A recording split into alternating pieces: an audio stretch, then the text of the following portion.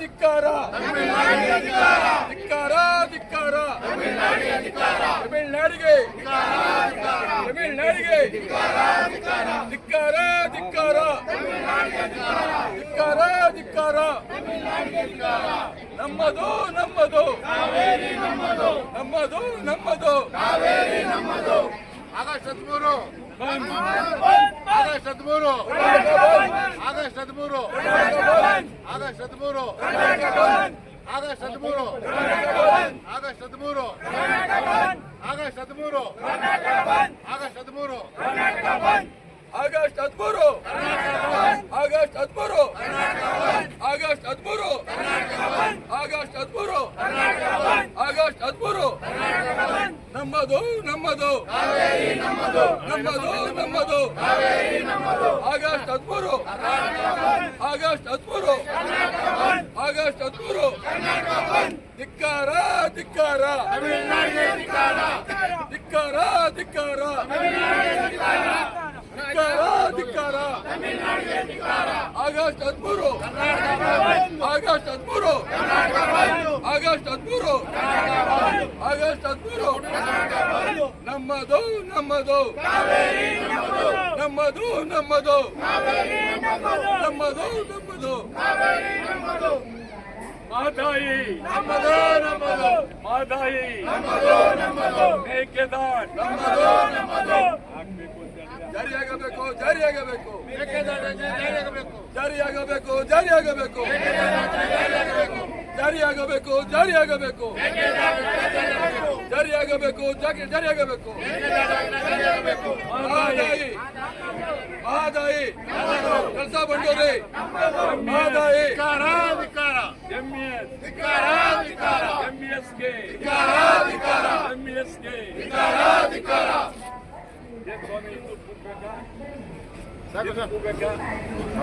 ಪ್ರದರ್ಶನದ ಉದ್ದೇಶ ಮತ್ತೆ ತಮ್ಮ ಪ್ರಮುಖವಾದಂತಹ ಬೇಡಿಕೆಗಳೇನೇನು? ಖಂಡಿತ ಏನೇನಂದ್ರೆ ಕಾವೇರಿ ಒಂದೇನಾ ಅಥವಾ ಏನಾರು ಇದೆಯಾ ಇದರ ಜೊತೆ?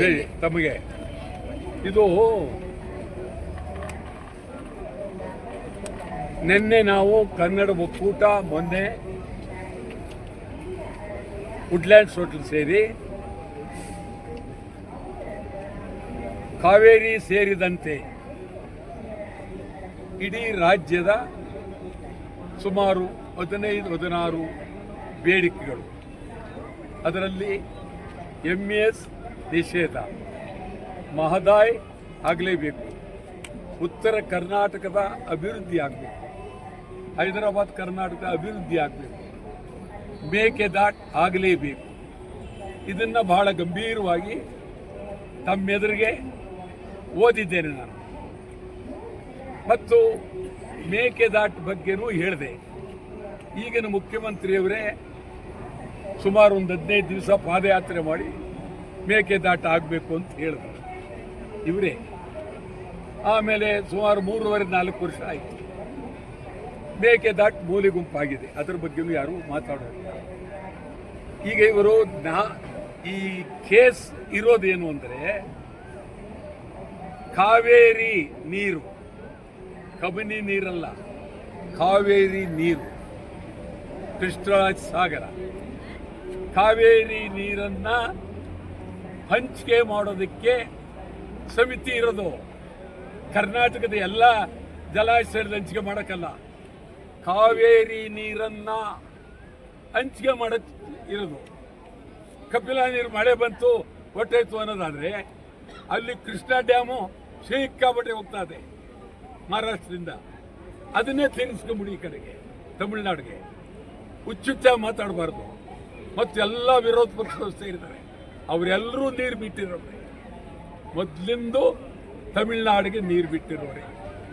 ಬೊಮ್ಮಾಯಿ ಬಿಟ್ಟಿರೋನು, ಯಡಿಯೂರಪ್ಪ ಬಿಟ್ಟಿರೋ, ಎಲ್ಲರೂ ಕೂತ್ಕೊಂಡು ಭಾಳ ಗಂಭೀರವಾಗಿ ಅವ್ರಿಗೆ ಈ ಇತಿಹಾಸವೇ ಗೊತ್ತಿಲ್ಲ ಬಿಡಿ, ಏನೇನೋ ಮಾತಾಡಿದ್ದಾರೆ.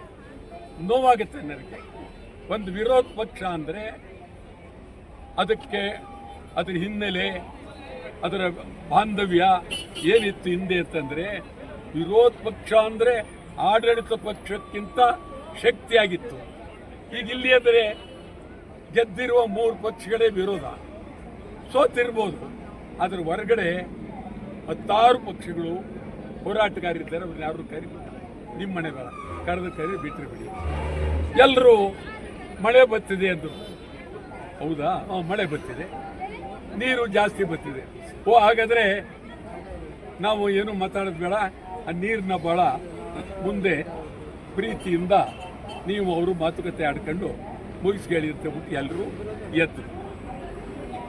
ಏನಿದು, ಇದು ಹಿನ್ನೆಲೆ ಏನು, ಕಾರಣ ಏನು, ಒಬ್ಬರು ಮಾತಾಡಲಿಲ್ಲ. ಕಬಿನಿ ಜಲಾಶಯ ನಿರ್ಮಾಣ ಆಗಿರೋದು ಕಬಿನಿ ಸುತ್ತ ಇರುವ ರೈತರಿಗೆ ಮಾತ್ರ, ತಮಿಳುನಾಡಿಗೆ ಬಿಡೋದಕ್ಕಲ್ಲ. ನೀವು ತಮಿಳುನಾಡಿಗೆ ನೀರು ಬಿಟ್ಟಿದ್ದೇ ಅಪರಾಧ. ಸುತ್ತ ಕೆರೆಗಳಿಗೆ ನೀರು ಬಿಡಬೇಕಾಗಿತ್ತು, ಕಾಲುವೆಗಳಿಗೆ ನೀರು ಬಿಡಬೇಕಾಗಿತ್ತು. ಕಬಿನಿ ನೀರು ಯಾತಕ್ಕೋಸ್ಕರ? ಕಬಿನಿ ಡ್ಯಾಮ್, ಕಬಿನಿ ಜಲಾಶಯ ನಿರ್ಮಾಣದ ಯಾತಕ್ಕೆ? ಕಾವೇರಿಯಲ್ಲಿ ನೀರೇ ಇಲ್ಲ. ನೀವು ಕಬಿನಿ ನೀರು ಬಿಟ್ಬಿಟ್ಟು ಇಲ್ಲಿ ನಾಟಕ ಆಡ್ತಾ ಇದ್ದೀರಾ, ಜನಕ್ಕೆ ಮುನ್ನೆರ್ತಾ ಇದ್ದೀರಾ, ಜನಗಳ ಕಣ್ಣಿಗೆ ಮುನ್ನೆರ್ತಾ ಇದ್ದೀರಾ, ಜನಗಳನ್ನ ದಾರಿ ತಪ್ಪಿಸ್ತಾ ಇದ್ದೀರಾ. ವಿರೋಧ ಪಕ್ಷಗಳನ್ನ ಕರ್ನಾಟಕ ಅದರಲ್ಲೂ ಕಾವೇರಿ ಹೋಗ್ಬಿಟ್ರೆ ಆಗೋಯ್ತಾ? ನಿಮಗೆ ಉತ್ತರ ಕರ್ನಾಟಕ ಬೇಡವಾ? ಸ್ಪಷ್ಟವಾಗಿ ಉತ್ತರನೇ ಕೊಟ್ಬಿಟ್ಟಿದ್ದಾರೆ. ನೀವು ಮಾಡ್ರಿ, ಬನ್ರಿ ಬೀದಿಗೆ. ಎಷ್ಟು ದುಡ್ಡು ಇಟ್ಟಿದ್ದೀರಿ, ಏನೇನು ಮಾಡ್ತೀರಿ? ಅಲ್ಲಿ ಕಾಡು ಉಳಿಸ್ಬೇಕು, ಪ್ರಾಣಿ ಉಳಿಸ್ಬೇಕು, ಮಾಡಿ, ಶುರು ಮಾಡಿ. ಆ ನಾಟಕ ಆಡ್ತೀರ ನೀವು, ಸರಿ ಇಲ್ಲ. ಆಮೇಲೆ ಮಾದಾಯಿ, ಕಳಸಾ ಬಂಡೂರಿ, ಬೆಳಗಾವಿ, ನಿಮ್ಗೆ ಹೇಳ್ತೀನಿ, ನಾಚಿಕೆ ಆಗುತ್ತೆ. ಬೆಳಗಾವಿ ಮಹಾನಗರ ಪಾಲಿಕೆ, ಅಲ್ಲಿ ಬೆಳಗಾವಿ ಕರ್ನಾಟಕದ ಅವಿಭಾಜ್ಯ ಅಂಗ ಅಂತೇಳಿ ನಿರ್ಣಯ ಮಾಡಬೇಕು ಅಂತ ಒಬ್ಬ ಸದಸ್ಯ ನಿರ್ಣಯ ತಂದರೆ ಅಲ್ಲಿರುವ ಬಿಜೆಪಿ ಕನ್ನಡ ಮೇಯರ್ ನಿರ್ಣಯ ಮಾಡಲಿಲ್ಲ. ಸರ್ಕಾರಕ್ಕೆ 4 ತಿಂಗಳಿಂದ ಹೇಳ್ತಾ ಇದ್ದಾರೆ, ಸರ್ಕಾರ ಅದನ್ನ ಸೂಪರ್ಸೀಡ್ ಮಾಡಲಿಲ್ಲ. ಡಿ.ಕೆ. ಶಿವಕುಮಾರ್ ಅವರಿಗೆ ಇದು ಬೇಡಿಕೆ ಅಲ್ವಾ? MES ನಿಷೇಧ ಮಾಡಲ್. ಯಾಕೆ ಬೇಕು MES?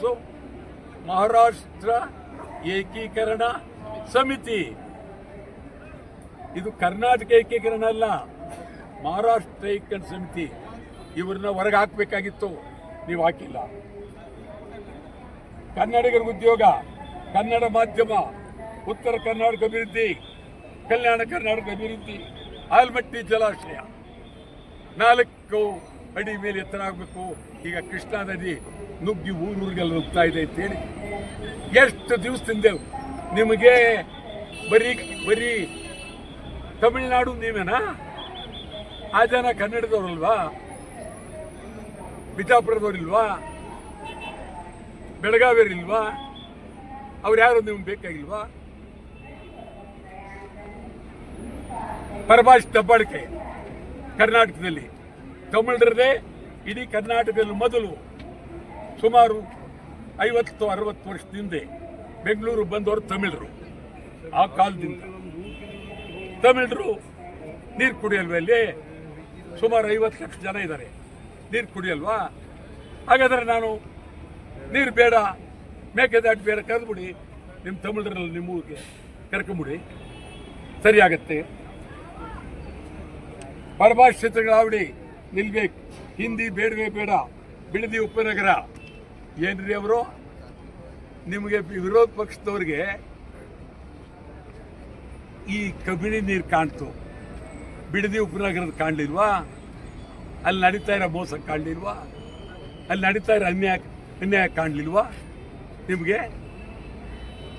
ಏನಿದ್ರು ಏನಿದು? ಬಿಡದಿ ಜನ ಕಣ್ಣೀರಿಡ್ತಾರೆ. ಗಡಿನಾಡು ಕನ್ನಡ ಶಾಲೆಗಳಿಗೆ ಕಾಸರಗೋಡು, ಹೊಸೂರು, ಅಕ್ಕಲಕೋಟೆ, ತಾಳ್ವಾಡಿ, ಮಡಕಸಿರ ಇಲ್ಲಿರುವ ಕನ್ನಡ ಪರ ಸಂಘಗಳಿಗೆ, ಕನ್ನಡ ಶಾಲೆಗಳಿಗೆ ಪ್ರತಿ ವರ್ಷ 500 ಕೋಟಿ ರೂಪಾಯಿಯನ್ನ ಕೊಡಿ ಅಂತ ಕೇಳಿದ್ದಾರೆ. ಬ್ಯಾಂಕ್ ಕನ್ನಡಿಗರ ಉದ್ಯೋಗ ಯಾವುದೇ ಕಾರಣಕ್ಕೂ ಸರ್ಕಾರಿ ಶಾಲೆ ಮುಚ್ಚಬೇಡಿ, ಕನ್ನಡ ಶಾಲೆ ಖಾಲಿ ಹುದ್ದೆ, ಪೊಲೀಸರ ವರ್ಗಾವಣೆ 15 ವರ್ಷ ಆದರೂ ಅವ್ರ ತಂದೆ ತಾಯಿಗಳು ನೋಡೋಂಗಿಲ್ಲ, ಹೆಂಡತಿ ಮಕ್ಕಳು ನೋಡೋಂಗಿಲ್ಲ, ಆ ಪರಿಸ್ಥಿತಿ ಮಾಡಿದ್ದೇನೆ. ಅವರಿಗೆ ಕೂಡಲೇ ಪೊಲೀಸ್ನವ್ರನ್ನ ವರ್ಗಾವಣೆ. IPS CBS ಕನ್ನಡ ಪ್ರಾಮುಖ್ಯ, ಹಂಪಿ ಕನ್ನಡ ವಿದ್ಯಾಲಯ. ನಾವು ಬರೀ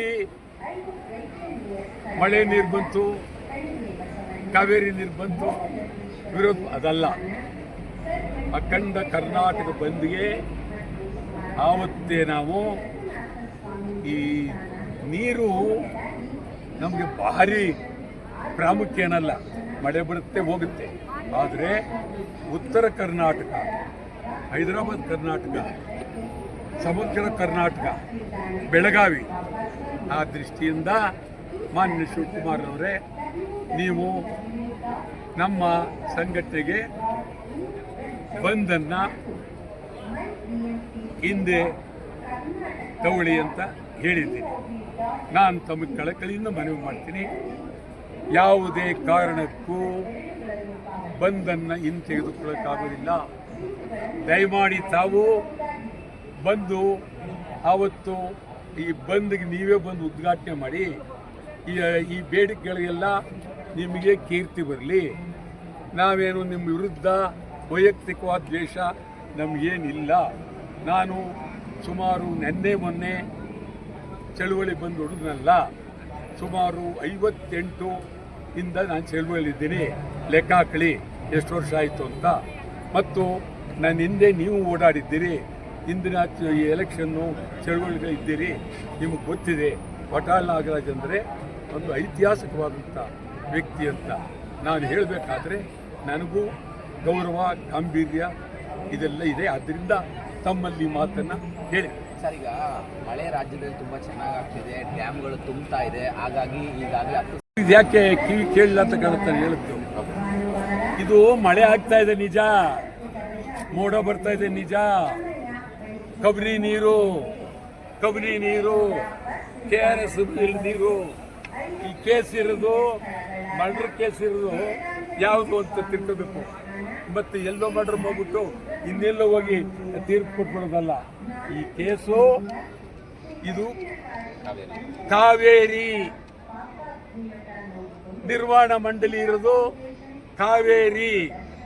ನೆನ್ನೆ ವಿರೋಧ ಪಕ್ಷಕ್ಕೆ ಸಿಕ್ಕಿದ್ದು ಕಬಿನಿ, ನಮಗೆ ಸಿಕ್ಕಿದ್ದು ಸರ್ವ ಬೇಡಿಕೆ. ಆದ್ದರಿಂದ ತಮಗೆ ಹೇಳ್ತಾ ಇದ್ದೀನಿ, ಮಾಧ್ಯಮದವರಿಗೆ ಕಳಕಳಿಯಿಂದ, ಈ ಬಂದು ಯಾವುದೇ ಕಾರಣಕ್ಕೂ ನಿಲ್ಲೋದಿಲ್ಲ.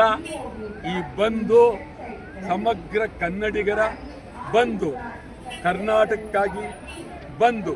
ನಾನು ಬಂದ್ ಮಾಡಬೇಕಾದ್ರೆ ಹುಡುಗಾಟ ಅಲ್ಲ. ನಾನು ಎಷ್ಟು ವರ್ಷಗಳ ಕಾಲ ಸುಮಾರು 60-70 ಬಂದ್ಗಳನ್ನು ನಾನು ಮಾಡಿದ್ದೇನೆ. ಬಂದ್ ಮಾಡಬೇಕಾದ್ರೆ ನನಗೂ ವಿವೇಚನೆ, ಚಿಂತನೆ ಇಟ್ಕೊಂಡೆ ಬಂದ್ ಮಾಡ್ತೀನಿ. ಆದ್ದರಿಂದ ದಯಮಾಡಿ ಬಂದ್ಗೆ ಅಡ್ಡಿಪಡಿಸಬೇಡಿ, ಬಂದ್ಗೆ ತೊಂದರೆ ಕೊಡಬೇಡಿ. ಬಂದು ಈ ರಾಜ್ಯಕ್ಕೋಸ್ಕರ, ಆದ್ದರಿಂದ ಬಂದ್ ಮಾಡ್ತೀನಿ. ಹೌದಯ್ಯ, ಈಗ ಅವ್ರು ಹೇಳಿದ್ರು CM ಮನವಿ ಮಾಡಿದ್ರು ಅಂತ ಹೇಳಿದ್ರು. ಹಿಂಗೆ ನಿಮ್ಮನ್ನ ಮಾತುಕತೆಗೆ ಏನಾದ್ರು ಕರೆದ್ರು ಸರ್? ಇಲ್ಲ, ಅವ್ರಿಗೆ ಅವರು CM ನನಗೆ ಭಾಳ ಬೇಕಾದವರು. ಅದೇನೋ ಮುನ್ಸ್ಕೊಂಡ್ಬಿಟ್ರಿ ನನ್ನ ಹೆಸರಿಡಕ್ಕೆ ಅವ್ರಿಗೆ ಹಿಂದೆ ಮುಂದೆ ಹೇಳಲಿಲ್ಲ.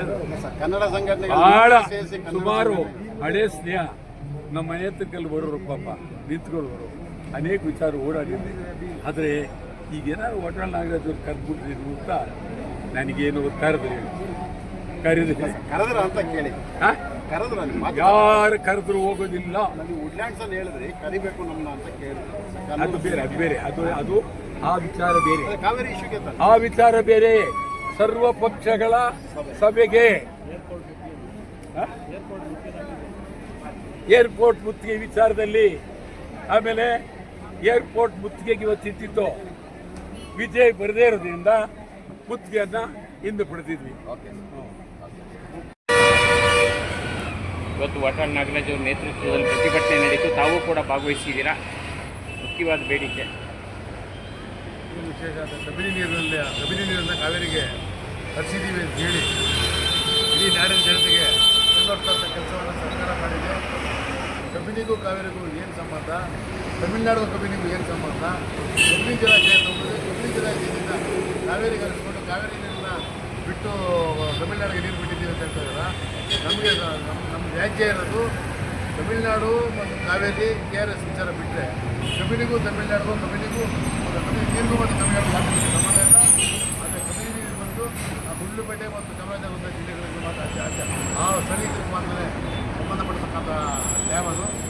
KRS ಅಲ್ಲಿರ್ತಕ್ಕಂಥ ನೀರನ್ನ ಬಿಡೋದು ಕೇಳೋದು ತಮಿಳುನಾಡು ಮತ್ತು ಕಾವೇರಿ ನಿರ್ವಹಣಾ ಮಂಡಳಿ ನಿರ್ವಹಣಾ ಪ್ರಾಧಿಕಾರಗಳು ಕೇಳಬೇಕಾದಂಥ KRS ವಿಚಾರ ಮಾತ್ರನೇ. ಅದು ಕಬಿನಿ ನೀರನ್ನ ಬಿಟ್ಟು ಕಾವೇರಿ ನೀರನ್ನ ಬಿಟ್ಟಿದ್ದೀವಿ ಅಂತೇಳಿ ಸರ್ಕಾರ ಈ ರಾಜ್ಯದ ಜನತೆಗೆ ಕಣ್ಣಿಗೆ ಮಣ್ಣಿಡಿಸಿ ಇವತ್ತು ತಪ್ಪುದಾರಿಗೆ ಇರ್ತಕ್ಕಂಥದ್ದು. ಆಮೇಲೆ ಅವಿವೇಕಿತನದ ನಮ್ಮೇನು ವಿರೋಧ ಪಕ್ಷಗಳ ನಾಯಕರುಗಳಿದ್ದಾರೆ, ಮುಖಂಡರು ಹೋಗಿ ಸರ್ವಪಕ್ಷ ಸಭೆಯಲ್ಲಿ ಕೂತ್ಕೊಂಡು ಸರಿಯಾದಂಥ ಚರ್ಚೆ ಸಹ ಮಾಡದೆ ಏನಾಗಿದೆ ಏನಾಗಿಲ್ಲ ಈ ಅಂಕಿಅಂಶಗಳಲ್ಲಿ ಕಬಿನಿಗೂ ಮತ್ತು KRS ಏನು ಸಂಬಂಧ ಅಂತೇಳಿ ಒಬ್ಬರು ಅವ್ರನ್ನ ಪ್ರಶ್ನೆ ಮಾಡಿದ ಮುಖ್ಯಮಂತ್ರಿಗಳನ್ನ ಮೇಕೆದಾಟು ಆಗಬೇಕು ಅನ್ನೋದ್ರ ಬಗ್ಗೆ ಪಟ್ಟಿಡ್ದಿಲ್ಲ. ಮತ್ತು ಮಹದಾಯಿ ಸ್ಪರ್ಧಾ ಮಂಡಳಿ ವಿಚಾರವಾಗಿ ಪಟ್ಟಿಡಲಿಲ್ಲ. ಇವರು MBS ನಿಷೇಧ ಮಾಡೋದ್ರ ಬಗ್ಗೆ ಪಟ್ಟಿಡಲಿಲ್ಲ. ಹೋಗಿ ಇವರು ಸುಮ್ಮನೆ ಅಲ್ಲಿ ಕಾಫಿ ತಿಂಡಿ ಬಿಸ್ಕೆಟ್ ತಿಂದ್ಕೊಂಡು ಸುಮ್ಮನೆ ಕುಶಲೋಪರಿ ವಿಚಾರಣೆ ಮಾಡಿಕೊಂಡು ಸರ್ಕಾರದ ವಿಷಯದಲ್ಲಿ ಸರ್ವಪಕ್ಷ ಸಭೆ ಹೋಗಿರ್ತಕ್ಕಂಥದ್ದು. ಇಲ್ಲಿ ಹೋಗಿರ್ತಕ್ಕಂಥ ಸರ್ವಪಕ್ಷ ಸಭೆ ವಿಫಲ ಆಗಿದೆ. ಸರ್ವಪಕ್ಷ ಸಭೆಯಲ್ಲಿ ಹೋಗಿರ್ತಕ್ಕಂಥ ಯಾವ ವಿಚಾರನೂ ವಿರೋಧ ಪಕ್ಷ ಮಾತಾಡ್ತಿರತಕ್ಕಂಥದ್ದು ಈ ನಾಡಿನ ಜನತೆಗೆ ಮಾಡಿರ್ತಕ್ಕಂಥ ದ್ರೋಹ. ಇದನ್ನು ಸರ್ಕಾರಕ್ಕಿಂತ ಹೆಚ್ಚಾಗಿ ವಿರೋಧ ಪಕ್ಷಗಳು ವಿರೋಧ ಮಾಡಬೇಕಾಗಿರೋದು ಸರ್ಕಾರವನ್ನು. ಇವ್ರು ಹೋಗಿ ಬಿಸ್ಕೆಟ್ಟು ಕಾಫಿ ಕುಡ್ಕೊಂಡು ಮುಖ್ಯಮಂತ್ರಿನ ಗೋಪುರಗಾದ ಹೋಗ್ಕೊಂಡು ಬಂದಿರ್ತಕ್ಕಂಥದ್ದು ಎಷ್ಟು ಸರಿ ಅಂತ ಹೇಳಿ ಸಾರ್ವಜನಿಕರು ಕೇಳ್ತಾ ಇದ್ದಾರೆ. ಜೊತೆಗೆ ಸರ್ಕಾರ ಸಹ ಕಟ್ಟುನಿಟ್ಟಿನ ನಿಲುವನ್ನು ಏನು ಹೇಳಿಲ್ಲ.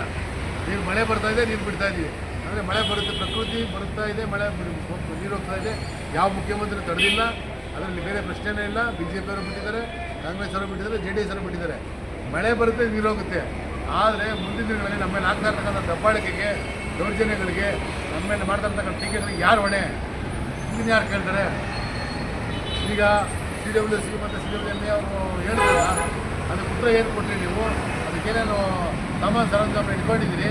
ನೀರು ಬಂದೈತೆ, ಮಳೆ ಪ್ರಕೃತಿ ಇದರಿಂದ ನಮಗೆ ಮಳೆ ಬಂತು, ನೀರು ಹೋಯ್ತು, ಆಯಿತು. 15-20 ದಿವಸ ಬಂದು ಮತ್ತೆ ಮಳೆ ಬರದೇ ಇದ್ದರೆ ತಿರ್ಗಾ ಮತ್ತೆ ಅವ್ರು ಅದೇ ಕಾರ್ಯ ತಗೊಂಡ್ಬಂದರೆ ಪರಿಹಾರ ಕಂಡುಹಿಡ್ಕೊಳ್ಳೋದು ಹೇಗೆ?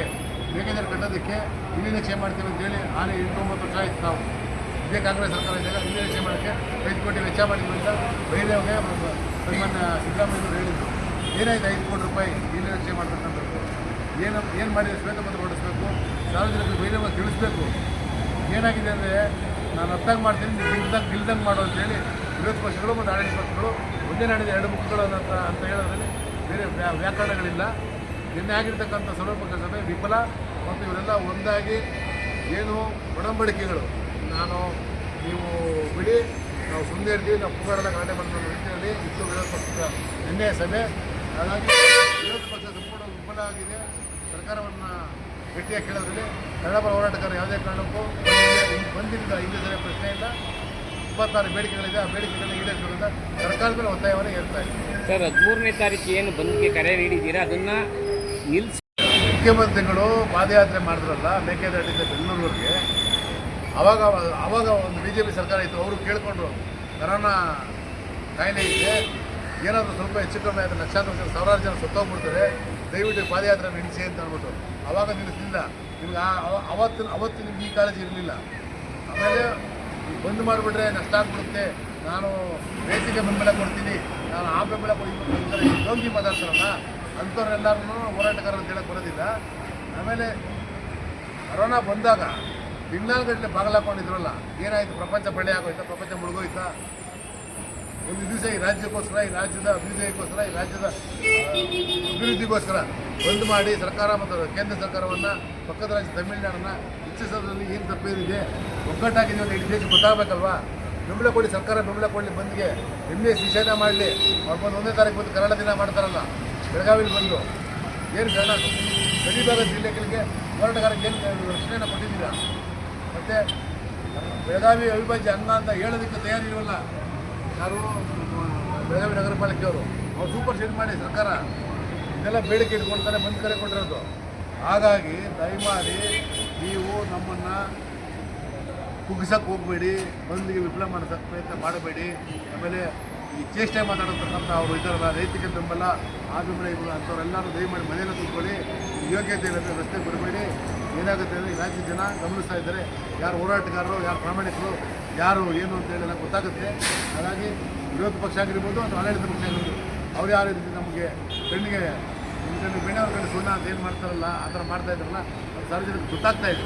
ಹಾಗಾಗಿ ನಮ್ಮನ್ನು ಮನವೊಲಿಸೋದಾಗಲಿ ಅಥವಾ ನಮಗೆ ನೀವೆಲ್ಲ ಬೆಳಗ್ಗೆ ಲೀಡರ್ಸಿದ್ರೆ ನಾವ್ಯಾಕೆ ರಸ್ತೆ ಗೊತ್ತಾಯಿತು, ನೀವು ಕರೆಕ್ಟಾಗಿ ಕೆಲಸ ಮಾಡಿದ್ದಿದೆ. ಸರ್ಕಾರಗಳು ನಮ್ಮನ್ನು ಆಳ್ತಾ ಇರ್ತಕ್ಕಂಥ ಸರ್ಕಾರಗಳು ಸರಿಯಾದ ಕೆಲಸ ಮಾಡಿದ್ರೆ ನಾವ್ಯಾಕೆ ರಸ್ತೆಗೆ ಬರ್ತೀವಿ, ನಾವ್ಯಾಕೆ ಬಂದ್ ಮಾಡ್ತೀವಿ. ಇವರು ಪಾದಯಾತ್ರೆ ಮಾಡಿದ ಉದ್ದೇಶ ಏನು ಅಂತ ನೀವು ತಿಳಿಸಿ, ನಾವು ಬಂದ್ ಮಾಡ್ತಿರೋ ಉದ್ದೇಶ ಅಂತ ನಾವು ತಿಳಿಸ್ತೀವಿ. ಬೇರೆ ಚರ್ಚೆಗೆ ಬನ್ನಿ. ಅದು ಬಿಟ್ಟು ವಿಫಲ ಯತ್ನಗಳನ್ನು ಮಾಡೋಕ್ಕೆ ಹೋಗಬೇಡಿ. ನಮ್ಮ ಹೋರಾಟವನ್ನು ಮುಗಿಸೋಂಥ ಪ್ರಯತ್ನ ಮಾಡಬೇಡಿ. ದಯಮಾಡಿ ಕೈ ಮುಗಿದ್ರೆ ಅದನ್ನು ಕೈ ಜೋಡಿಸಿ ಬಂದಿಗೆ ಬೆಂಬಲ ಕೊಡಿ ಸರ್ಕಾರ. ಆವಾಗ ನಿಮಗೂ ಶಕ್ತಿ ಬರುತ್ತೆ, ಸಾರ್ವಜನಿಕರು ನಿಮ್ಮೇಲೂ ಭರವಸೆಯನ್ನು ಇಡ್ತಾರೆ ಅಂತ ಹೇಳೋದಕ್ಕೆ ಇಚ್ಛೆಪಡ್ತೀನಿ. ನಮಸ್ಕಾರ.